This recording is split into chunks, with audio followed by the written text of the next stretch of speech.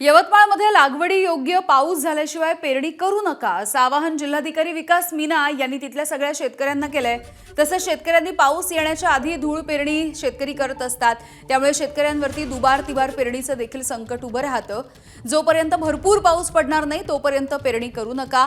तसंच धूळ पेरणीच्या संदर्भात शेतकऱ्यांनी विचार देखील मनात आणू नये असं आवाहन जिल्हाधिकाऱ्यांनी केलंय।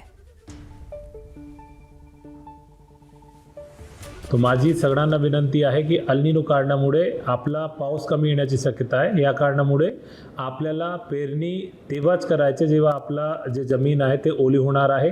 आणि असंच नाही की आपण दरवर्षी आता जूनचे पहिला पंधरवड्यामध्ये आपण पेरणी करतो, ते आपल्याला शक्यतो टाळावी। आणि आपल्याकडे जर मॉन्सून कमी आला तर यामध्ये अशी शक्यता आहे की आपल्याला दुबारी किंवा तिबारी पेरणी करावा लागेल। तो ज्यावेळी आपली जमीन ओला होणार आहे, चांगला पाऊस येणार आहे, त्यावेळीच तुम्ही पेरणी करावी, सो दॅट की आपल्याला अननेसेसरी जे आर्थिक संकट समोर येतोय त्याच्यावर आपण बंधन घालू शकत आहे।